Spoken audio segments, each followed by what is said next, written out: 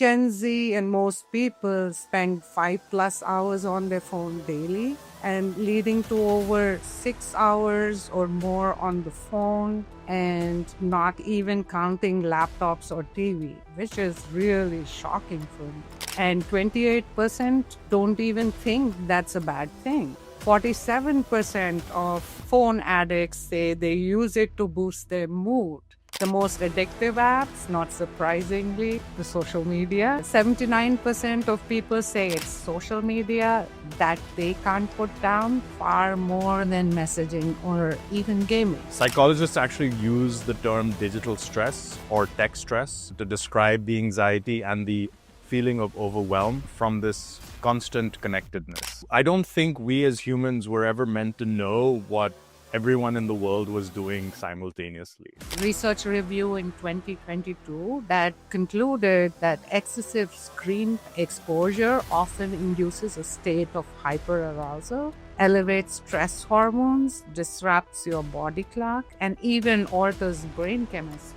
Each time we hear a notification, we get a small dopamine boost and then a letdown, and then our brain sort of craves for more dopamine. Clinical psychologists from Stanford who've sort of described this as the modern day hypodermic needle delivering us digital dopamine, right? For the wired generation. And for teens, those who spent more than 3 hours a day on social media were twice as likely to experience anxiety or depression. When we realize that we as humans are built for movement and we spend days, weeks on end not getting the amount of movement that we need, then that is a big problem. But what the study suggested was that if you are sedentary for 12 hours a day, you cannot overcome the negative effect of that by exercising for 30 minutes. Welcome to Summer Talks podcast, powered by Serapath.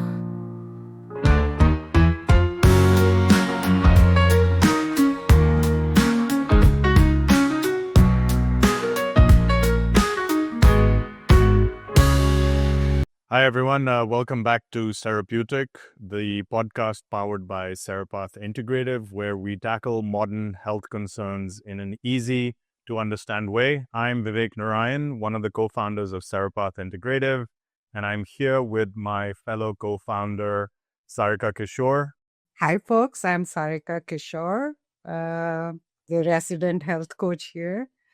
So let's talk digital detox and movement, the dynamic duo of beating stress in modern life.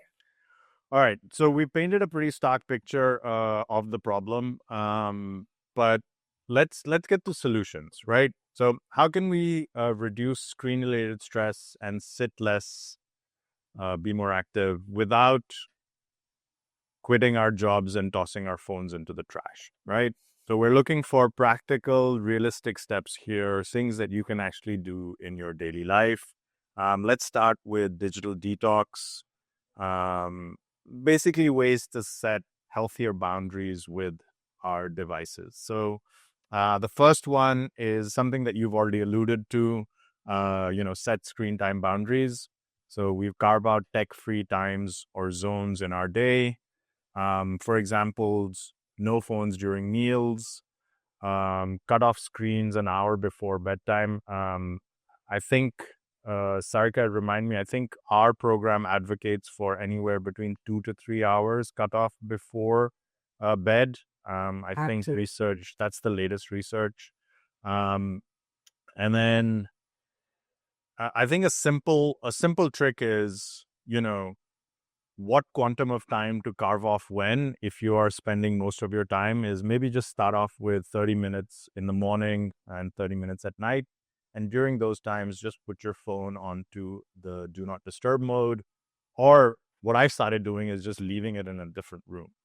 So over time, you can extend those breaks. Sarika, do you want to walk us through the 20-20-20 rule? Yeah, so this is another interesting point. Another interesting tip is to, if you are working, you focus on the screen for 20 minutes. then take a 20-second break and do something 20 feet away. So it's a 20-20 rule. So 20 minutes, 20 seconds break and move for 20 feet and come back. So yeah, this I find this I practice this, so I find this to be very refreshing.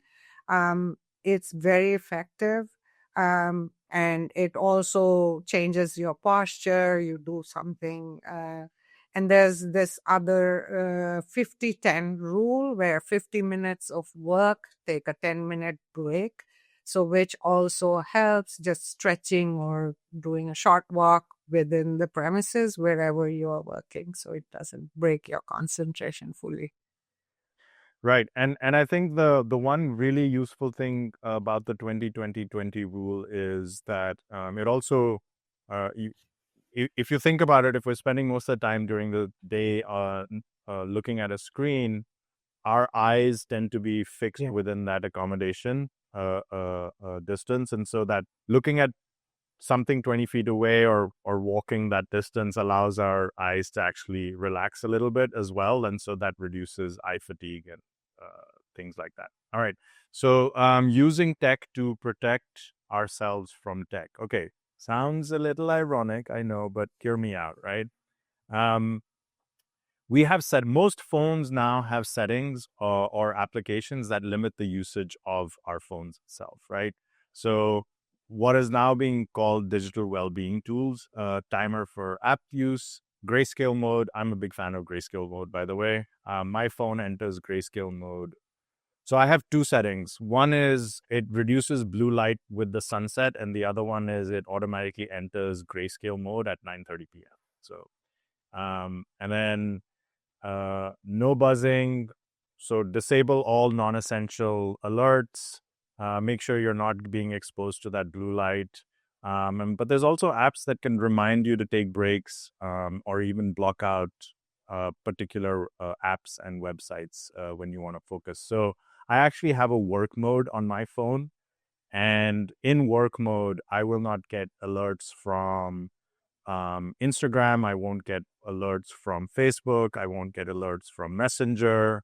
I will only get alerts from certain apps that I think are crucial. I'm not going to name those right now, but you can decide which apps are useful to get alerts during the day, and so on and so forth. So um, if you don't have a phone which has these well-being tools, consider downloading an application that is a well-being tool, or consider next time you're upgrading your phone, getting a phone that has these well-being tools inbuilt.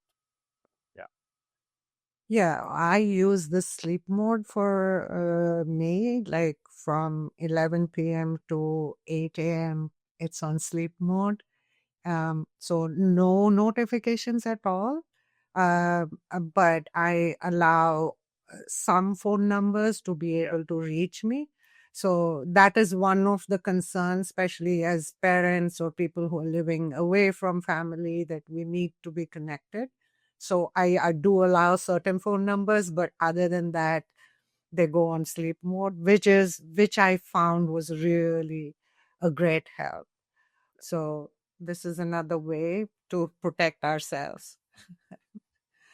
Yeah, and then we talk about remove the temptation. If a certain app is what sucks up your time, then maybe don't make it easily accessible. Either log out each time you are logging off from the screen, so that it takes you time to log in back into it and it's not easily accessible, or just delete it from your phone so that you have to go to your computer to access it, so it deter you from instant access. um, and then leaving your phone away, like you mentioned, is also a good way. Out of sight is out of mind. So yeah, it does help, but different things work for different people. Silencing your phone keeping your phone on silent, removing notifications from some apps so that you don't know there are notifications, so it doesn't keep drawing your attention to it, is also a good idea. I've done that and it really helps me. It doesn't distract me constantly. So that's another way to remove the temptation.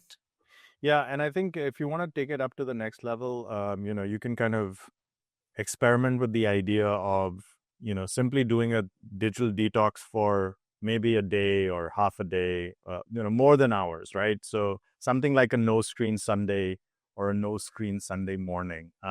We've been doing this recently where my wife, daughter, and I, along with our dog, we just go to the beach and we spend, a 2 or 3 hours on the beach. We're just walking up and down the coast, and we're not allowed to use our phones. And uh, you know, you after the first 1 or 2 times, our 11-year-old was like, "Oh, I'm so bored. I'm like this." But now she actually is asking for this no screen Sunday beach walk kind of a thing, and it doesn't have to be the beach, right? So we're lucky we live in California. We have the coast very close to us.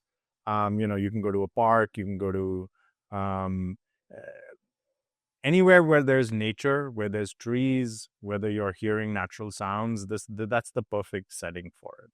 So, um, and it doesn't have to be that. You can go for a hike. You can play sport, meeting friends in person.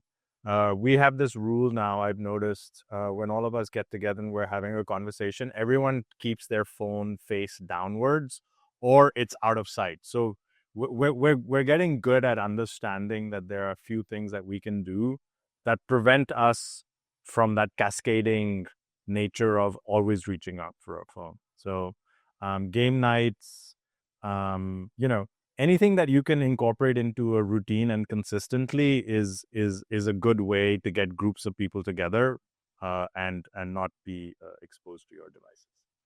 Yeah. Yeah, I agree. It's somewhat difficult for people either who are living alone or have to contend with bad weather like me. So there is that challenge that winter time is really bad to do schedule anything outside, but maybe once a week create a meetup with people, just meet at someone's place or somewhere in a coffee shop or something might be another way of increasing your connection and also going out. So there's some suggestions for people who live alone or live in very difficult winter conditions. So these are really great tips. I'll add some more to that. Take movement breaks and frequently. And this is something which has really worked for me. I was really struggling um, for a long time since I worked in retail, which was constantly moving, to start working from home and constantly sitting. And I didn't know how to manage that. But 5 minutes of light walking every 30 minutes to an hour has really helped me, just using the iPhone app to remind me to move has helped me at least become aware that I need to move. I've been sitting too long. And that is really a good tool to use to get up from the desk and move during your work hours. Um, Also, getting up to drink a glass of water. That is something also important. It helps us move, also hydrate, which we forget when we are working too long. So, or doing some stretches or, walking around the desk or finding some other way to move every 30 minutes to an hour is a great way uh, to incorporate moving and avoiding the sitting problem. Cool. So the next step is on incorporating activity into screen time. This is actually one of my favorite ones. So not all screen time has to be sedentary. If you're watching a show, you can do some stretching, you can do some light yoga.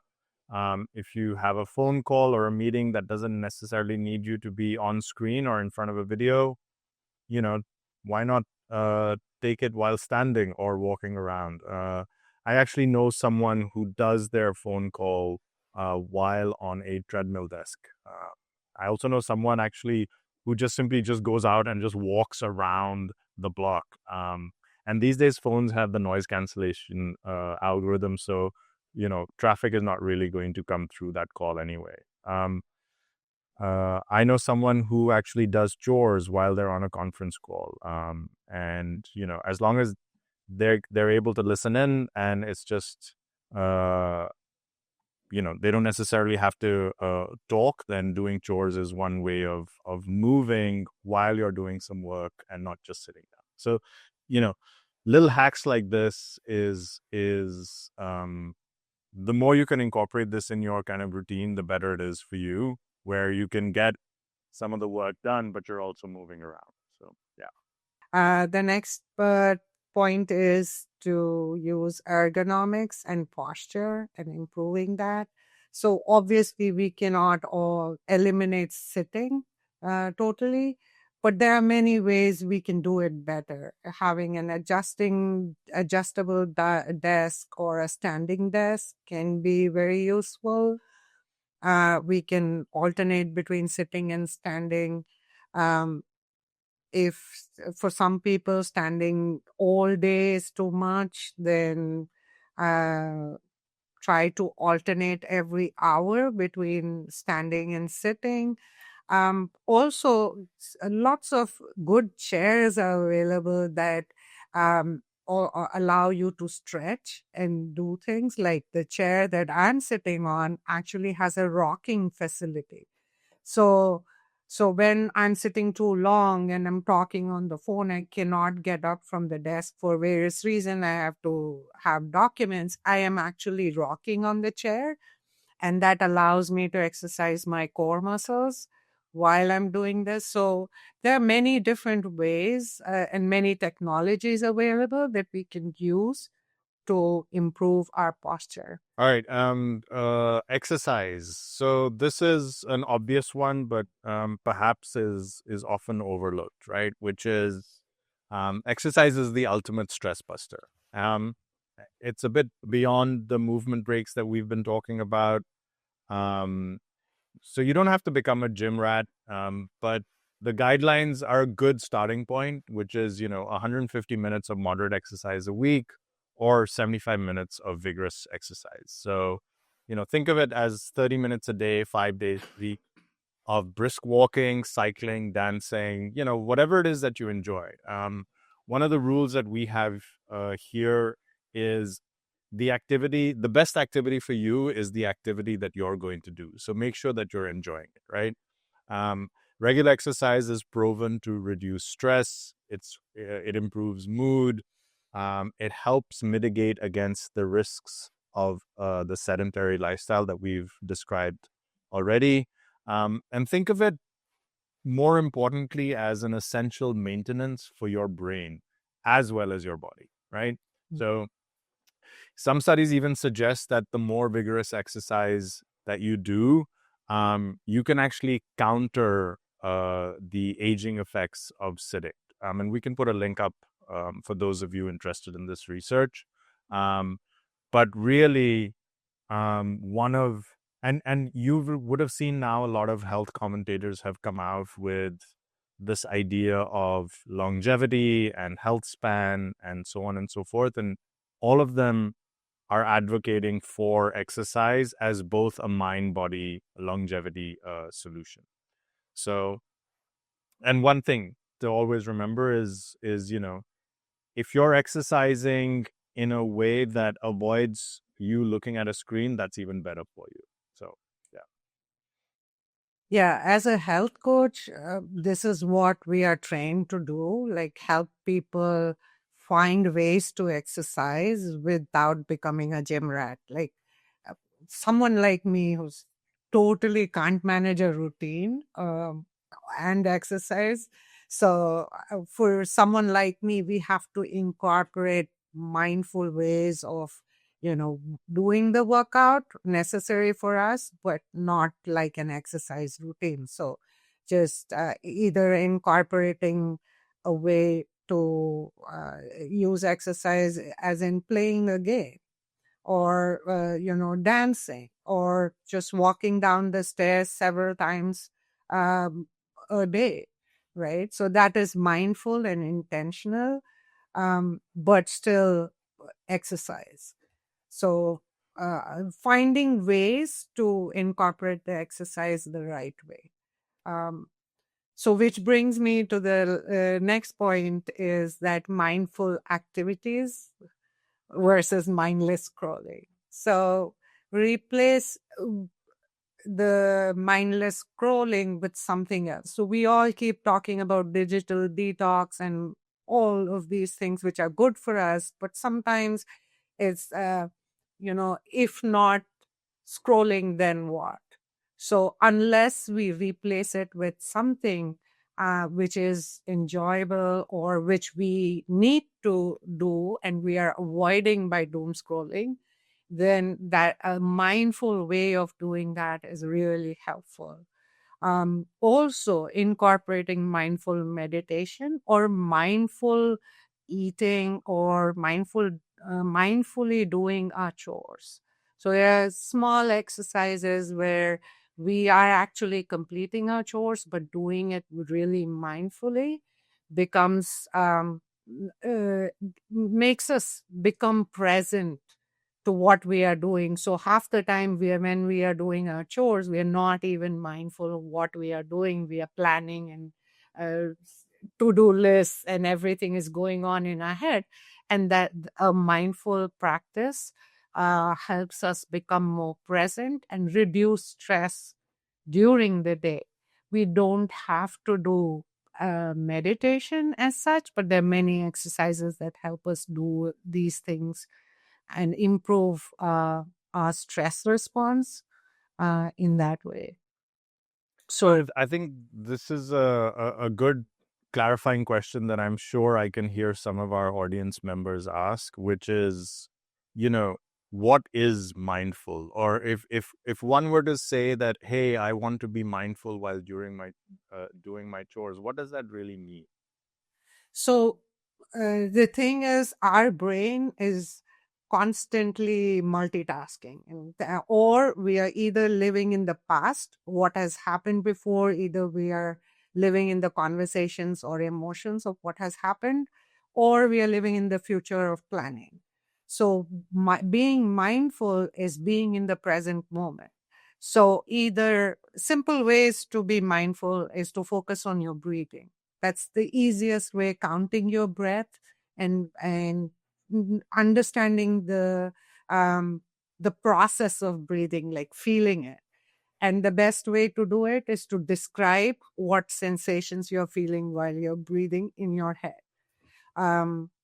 Mindful activity is whatever you are doing, you are describing it in your head or speaking aloud if my in your head is difficult. So the simple exercise like that, just describing what you're doing, doesn't allow your brain to think about other things, and that brings down the stress level a great deal. So this is something I use with my in my coaching practice regularly with almost every client I have. That's I think when described that way, I think that's a really useful way for people to understand what mindful is. So those are some awesome strategies. Thanks for that. And for the audience, for our listeners, remember, these are recommendations, and the idea of providing you the range of these recommendations is for you to pick and choose those that resonate most with you. So you don't have to do all of this in one go. You don't have to do this all perfectly. We all realize we're not going to suddenly throw away our phones and sit on a yoga ball 24/7. The idea is to make gradual shifts, right? So maybe this week you start taking 2 short walking breaks. Next week you can do the phones off after 10 p.m. rule. uh, Build one habit at a time, small changes, um, and maybe even consider standing up in front of your desk once a day for 1 hour. So the idea is create a glide path for yourself, things that are easy to follow, habit stack, and move towards where you want to be, rather than fuss and worry about some sort of an ideal version that possibly doesn't even exist. Yeah, and also involve others with you, right? At work, maybe invite your coworkers to have a walking meeting, or at home, tell your family, let's all do something, just like Vivek mentioned, the 30 minutes or an hour of digital detox while you are out with your family, or doing something together with your family, like a board game or something. So it helps to have mutual support and supportive environment and everybody working towards the same goal. Yeah, and then just one last tip on the tech side. Curate your digital environment. Yeah. This sounds harsh, but unfollow accounts that stress you out or make you feel bad. I've done some gardening or some weeding, if you want to call it. Unfollow. If you really miss them, you can follow them back. But if they're stressing you out, just unfollow them. It's, you don't owe anyone any obligation to follow them. That's the way I look at it, right? Turn off any non-essential notifications. um, I'm not going to name apps over here, but there are several apps that I have simply just uninstalled from my phone. And by reducing this digital noise, you basically made your online time more intentional and less anxiety provoking. So think about that. Yeah. Yeah, I agree. We need to be very careful um, of how we are increasing our stress, and becoming aware of how everything is affecting our body is important. At Serapath, we are big on preventative health and stress management rather than treating people with something. So these lifestyle tweaks are exactly the kind we encourage. As a coach, we work with people to find these strategies that um, kind of coalesce with their lifestyle without disrupting it too much, and they can still continue what they're doing but in a healthier way. um, it is designed to help people identify their personal stressors and build healthier habits. It's important we become cognizant of our own behaviors and how it affects our health. It is a good time for us to share how Serapath tools fit in as well, in case listeners are curious. What about it? Sure. Uh, the marketing team would be quite upset if we didn't do a Serapath plug over here. So forgive us for the plug. What we've done is we've basically developed an AI-driven health platform which helps you detect and manage stress before it becomes burnout or illness.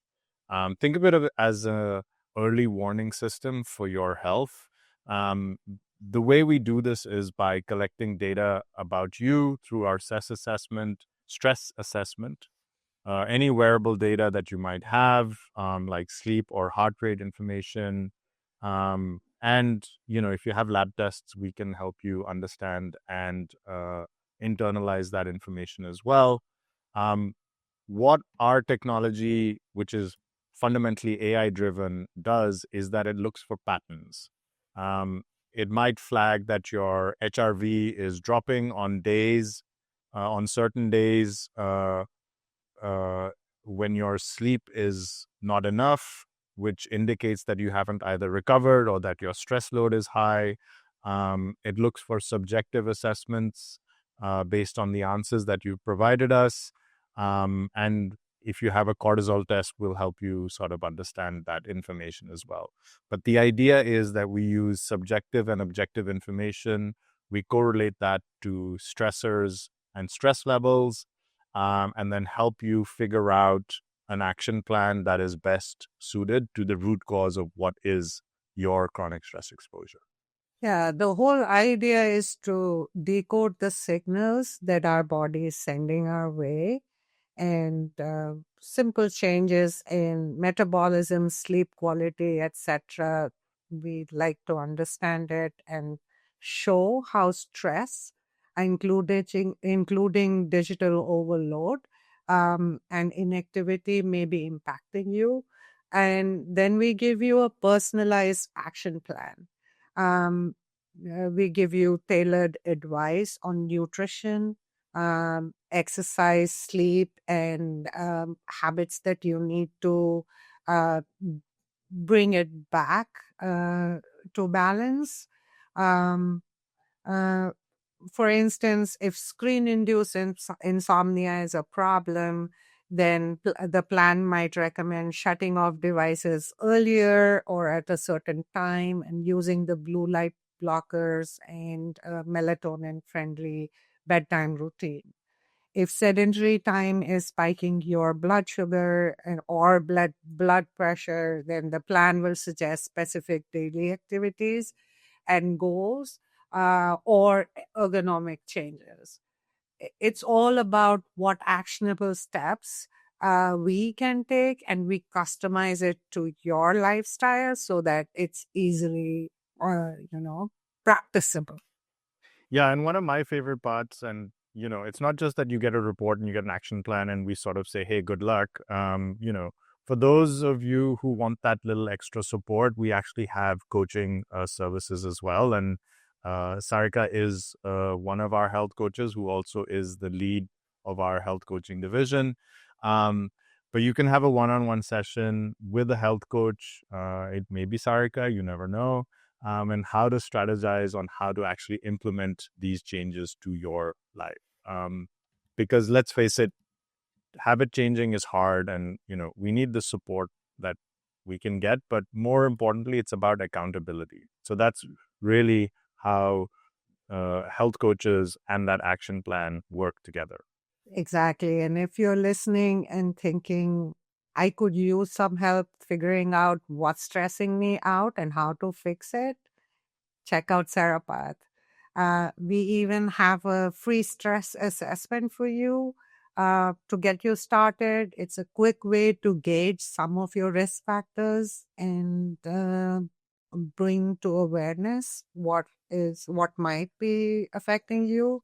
From there, you can explore our foundations program, which dives a little deeper, or our Empower program, which is a 1 month program. Right. So ultimately, whether you're using tools like Serapath or not, the key takeaway here is to be proactive, right? So our modern world isn't very forgiving on our minds and bodies by default. So we have to set boundaries, we have to build the habits, and we have to protect ourselves from chronic stress exposure. Um, I think the key takeaway over here is about balance. It is possible to enjoy technology and be productive at work without burning out. It just takes intention and intentional effort. Yeah, and nobody's perfect. Even me as a coach, I am not perfect. I, I already admitted to doom scrolling as well as not being able to sleep very well because of a sedentary, posture throughout the day. So we all have our vices, but we need to figure out ways that we can minimize the effect that they have on us and become aware. Um, so, the point is to be aware and keep trying to improve, and know ways that you can change your habits, because changing your habit is not as easy as it sounds. It takes a little time. Yeah, that's important for us to remember. I think before we wrap up with our final thoughts, we can answer a few questions, and then a big shout out to our research/marketing team that has gathered these questions for us. I actually went through a few of them already. They're very relatable. So thanks to everyone who sent them in. So this is a question from Rahul in Bangalore. Um, I work 8 to 10 hours a day on my computer. How can I reduce screen stress if my job requires me to be online? Great question. Listen to this podcast, Rahul. Look, many of us are in that boat. The reality is that you might not be able to cut screen time during work, but you can make it healthier. And I think that's part of what we're trying to get at over here. So here's a few tips, right? Use the break techniques that we've discussed. So, for example, 5 minutes of walking or stretching every half an hour. Even if you can't leave your desk, stand up and it sounds awkward, but march in place or do desk stretches. There was a research that was published last year about calf raises and soleus raises. So if standing up and marching at the desks looks weird, just you do the calf slash soleus raises underneath the desk. No one can see that. That's fine. um you know this it's good, gets your circulation going, it prevents the accumulation of stress. Ergonomics, we touched upon some ergonomics, so make sure that you adjust your setup as needed. Use an external keyboard or a monitor. Consider blue light filters, and Rahul, if you are uh, maintaining non-standard hours, then I would definitely recommend a blue light filter, which will then reduce eye and body strain, but will also help you maintain as much of a circadian rhythm as possible. Another one is around time management. So batch your work if possible. So rather than doing multitasking and have 10 windows open with constant notifications, try to focus on one task at a time, obviously when feasible, right? And schedule specific times to check your emails or messages. So one of the things that I do is I keep an hour in the morning and an hour in the afternoon of my work day where I will just focus on responding to emails. And that way people know that within 4 to 5 hours, they will definitely get a turnaround from me, and they're not necessarily waiting. They know that this is just how I interact. So if you're able to do something like that, that's a good way of batching your work as well. While there are tips and tricks for work, it's equally important once you're done with work to unplug as much as you can. So once you're done with work, stop working, right? But if you have to be online, during the day, then prioritize being offline, not during the day. So offline is then relaxation in the evening. And whether it's exercise or whether it's hobbies or it's just time with your friends, make sure that you're unplugged. And that contrast of being plugged and unplugged is really what's going to help you recharge for the day. And frankly, if you need to talk to your boss and have some conversations, then advocate for yourself. If there's too many things that you have to do, there's too many digital demands, try creating, be that guy who sets and creates norms for the rest of the team to follow so that you're being equally, if not more productive by adopting healthier habits. Yeah. Chances are that other people feel the same way. So this might be a good leadership opportunity as well. I would like to add one more point here. Using mindfulness breathing or mindful activity in your breaks is also a good way to de-stress. And also, once you finish work, maybe 10 minutes of a mindfulness exercise helps you cut off from your work and move into another phase of your time. Okay, here is the second question, which is from Melanie from New York. Her question is, I keep hearing about digital detox, but every time I try it, I fail after a day or two. Any advice for sticking to it? This is Melanie. Thanks for your question. This is a classic detox struggle that pretty much everyone faces, right? So the first thing to know is, don't beat yourself up. It is hard. Our phones and apps are designed to keep us engaged and quote unquote hook us. Our approach and what we have found very useful for not only ourselves, but also for our clients is to start small and be very specific, right? So instead of I'm quitting social media for a week, it's more I won't try and use insert favorite app over here after 8 p.m., right? Or I'm going to have one screen-free morning this weekend. So think of creating a SMART goal for yourself, which is very specific. It is achievable, it is time bound, and it gives you that small win that then says, oh, I'm able to do this. Maybe I can try a larger goal next time, right? And a series of these mini wins will boost confidence and will allow you to take on some of those bigger challenges related to quitting social media for a week if that's what you want to do, right? The other sort of hack or trick over here is replace the habit. So don't just remove it. Plan an activity for that time as a replacement. So if you are going to say that, oh, I'm not going to use my phone or a digital device for 1 hour, and then you don't have a backup for what it is that you're going to do in that 1 hour time period, chances are that you're not going to be able to achieve that goal, right?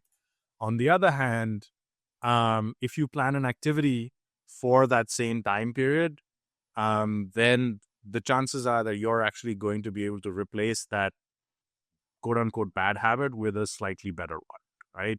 So go out for that walk, talk to a friend, whatever it is that you've decided that you want to do, just make sure that you're replacing it with something that you enjoy doing, right?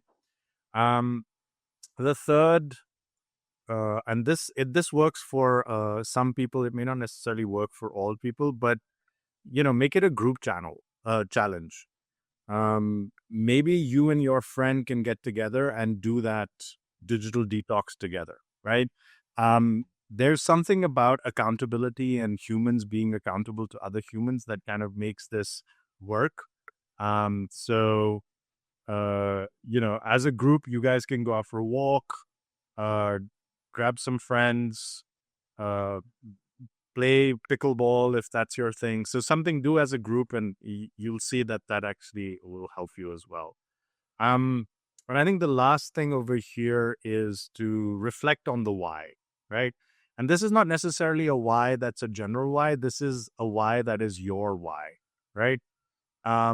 If you have a particular reason why you want to pursue a particular change in habit, making sure that you have an understanding of what that is will actually help you persevere with it, right? So, for example, if you want to sleep better, or if you want to be more present with your children or your friends, consider writing that down. And as part of your SMART goal, I want to do this because it will help me sleep better, right? And just having that stated in itself, helps you keep those commitments going. And just remember, lastly, every time you try something, it's a practice. It's not failure, right? You're always taking steps towards the intended goal. So hopefully, 3 or 4 things for you to experiment with, and let us know what worked for you. So yeah. Yeah, absolutely, Vivek. I agree. As a coach, having a vision statement is very, very important. Knowing your why and why you're doing something is your intrinsic motivation and to stick to something. So that's a very good suggestion. Thank you, Vivek. Now we get to the third question. This is from Carlos in San Francisco. So the question is, does using things like night mode, dark mode, or blue light filters on devices really help with reducing stress or improving sleep? Yeah, this is a good question. Thanks for your question, Carlos. All of these features help to an extent, and they work in slightly different ways, right? So, night mode and blue light filters generally work with helping you uh, uh, maintain that circadian rhythm that we had referenced earlier on in our conversation. So, the more blue light that you're exposed to, uh, either in the morning or in the evening, will disrupt your melatonin production. In the morning, it's really about waking us up. It's in the evening where we need to be worried about, where we actually want that melatonin spike. And so that blue light is going to disrupt it. Yeah, night mode and blue light filters in the evening will help your body wind down. So it's a good idea to actually use those to minimize sleep disruption. Dark mode is a little different. Dark mode is about eye comfort. And some people find it easier on the eyes, which can reduce eye strain and probably prevent headaches and fatigue and things like that. So while it doesn't necessarily directly impact stress, it kind of indirectly does help because it makes screens comfortable to use. But again, all of these things, you know, you would probably have to do all of them, and since none of them are a single sort of magic bullet kind of a thing, but the crux over here is that generally, if you're overexposing yourself to a screen or screen time, using a blue light filter or a night mode or a dark mode won't necessarily have as much impact as if you're just switching off the device. So something to keep in the back of your mind. Doom scrolling with a blue light filter is still bad. Avoiding doom scrolling at all is probably the better option. So yeah.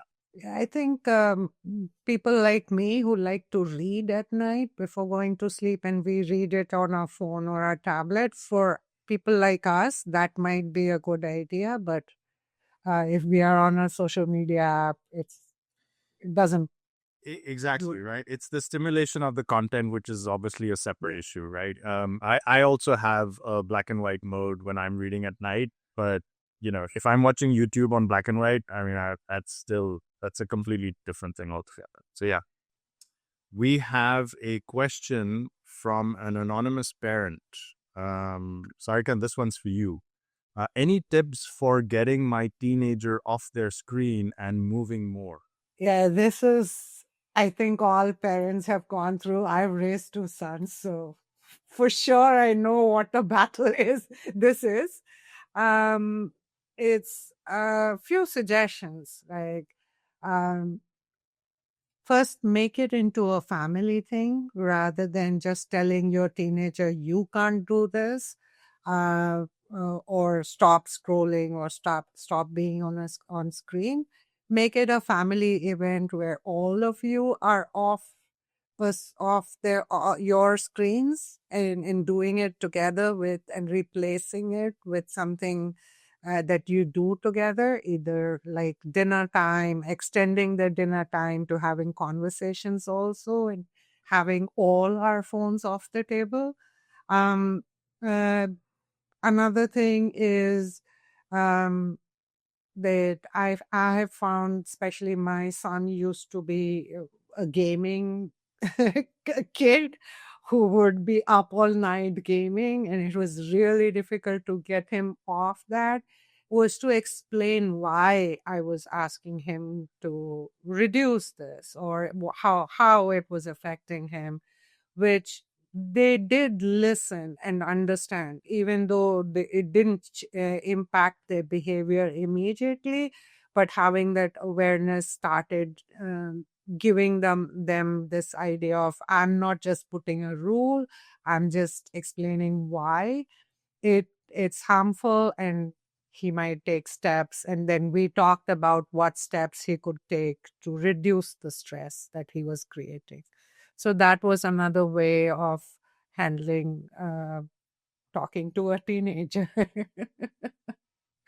And then, another fun way of doing it is, instead of just watching, getting them to do the things or that they like to watch. So if we create a dance video or, do something that gets them moving also along with enjoying it. So they are creating content probably in a way that gets them moving. You get involved with them in creating that content, and so you are mindful of what they are doing and how they are moving, and create that kind of content. It helps.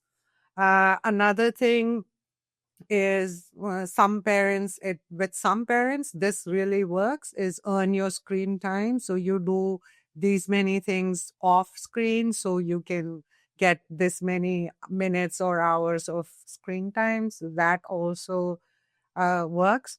But the most important thing, especially with teenagers, is to lead by example, right? And if, as a parent, I'm constantly on screen and I'm asking my children not to be on the screen, not spend so much time, it's just preaching, and they know that it doesn't really mean anything.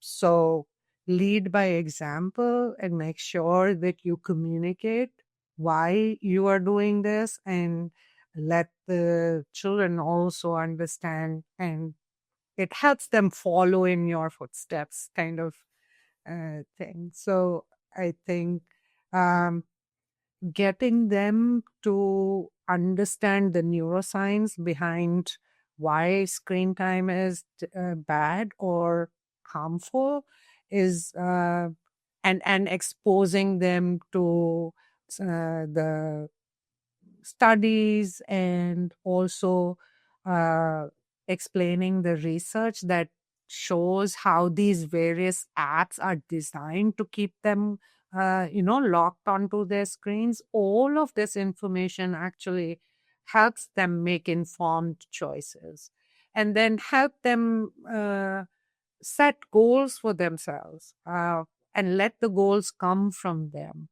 So that helps them. They are more motivated when it is not imposed on them and they are setting their own goals. And again, know that habits can only build over time, and allow for that. So I think also encouraging them to talk it out with their peers and involve them in this movement. Yeah, it seems like what you're saying is, like, treat them like the young adults that they are, which is, give them a sense of responsibility and autonomy, and help them make the right choices and decisions, I think. Yeah. Yes. All right. So great questions. Thank you for everyone for sending them in. We could go on, and I think we may need to do a separate session for those, but in the interest of time for this particular episodes, we can wrap up the Q&A. We do love hearing from you. Keep sending us your questions and experiences, and our team will make sure that we're curating them and getting them answered as quickly as possible. And we also learn from them too. So thank you. All right. We're reaching the end of our episode. This is a section where both of us will kind of do a mini wrap. So I'm going to be focusing on the takeaways, a few takeaways to keep in mind for this episode and this particular topic. The first one is that our screens and our chairs are stressing us out. We're spending an unprecedented amount of time. I'm going to pick on Gen Z for a moment. 9 hours a day. We're sitting over 60 hours a week. This combo is silently contributing to a mental and physical health / stress crisis. If you feel burned out, or if you're anxious, your daily trek and sedentary habits may be a piece of the puzzle. So something to think about. The other key takeaway over here is that screen addiction is real. Whether it meets the strict definitions of addiction or not. We perceive it as an addiction, and nearly half of us feel this way. So it isn't necessarily a willpower issue. The apps and technology is engineered to hijack our dopamine reward pathways. And this constant sort of notification is known to trigger cortisol release in our body. So this is not made up stuff. There's enough evidence to suggest that it's intentional. And so recognizing that this helps, recognizing all of this helps us not to necessarily judge ourselves, but also realize that we may need to just take deliberate steps to break the cycle. So knowing that you're being manipulated is the first step in saying, hey, you know what? Maybe I do need to take a break. The third sort of key takeaway over here, and we've described this to a large degree, is the fact that being sedentary is actually not very good for us at all, not very good for our health. Too much sitting can significantly increase health risks. It also keeps our stress levels higher than what they should be. And if you are sedentary for more than 10 to 12 hours a day, then even if you're doing a little bit of exercise, that's not enough to overcome the act of being sedentary for that long a time. So the sort of key takeaway over here is you have to integrate more movement throughout the day, and that's going to help our cardiovascular system. It's going to help our mind and our waistline, so to speak. Forgive that rhyming pun over there. All right. And then the last sort of key takeaway over here, the last couple key takeaways, relaxing on screens is and can be a trap. If you, it may feel comfortable to scroll and binge watch, but research and anecdata suggests that it often leaves us more drained, anxious, and sleep deprived. So true relaxation comes from unplugging and doing calming activities offline, right? Last two key takeaways before I hand it over to Sarika. Small changes do make a difference. So simple habits like taking regular stretch breaks, setting phone-free hours, or using the 20-20-20 rule that we had described earlier, going for an evening walk instead of an extra episode on your favorite streaming platform. These can lower stress noticeably. Try one or two changes at a time rather than sort of doing 5 or 10 different changes at one go. And use tools and support, right? Whether it's your phone's wellness settings or program like ours, or enlisting friends and family to join you on your digital detox journey. Use whatever resources that are available easily to you, so that you're not really relying on sheer willpower, right? So we actually offer a free health assessment that can help you screen for particular subdomains of stress. There's no excuse not to use it because it's free. But also there's other ways in which you can make sure that you're taking the guesswork out of what it is that you intend to do. So, yeah, that's kind of all that I have. Those are my key takeaways. Sarika, over to you. Thanks, Vivek. So ultimately, it's about mindful balance. We are not anti-technology. We're not trying to scare people away from technology. We are using tech, and we are tech entrepreneurs ourselves. But we believe in using technology in ways that serve our health rather than being a slave to it. It's about reclaiming control. The same goes for our daily routines. By injecting a little more movement and a little more intentional rest, we can counteract a lot of negative effects.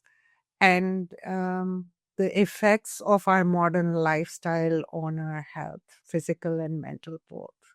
We really hope this conversation helps illuminate how screen addiction and sitting too much can affect your health.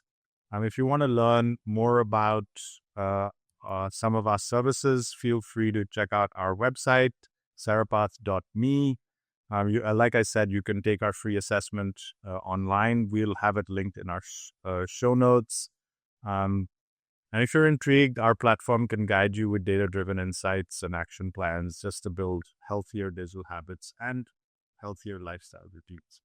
Yeah, right. You just have to remember stress and burnout are not inevitable, even in our crazy world that we live in today.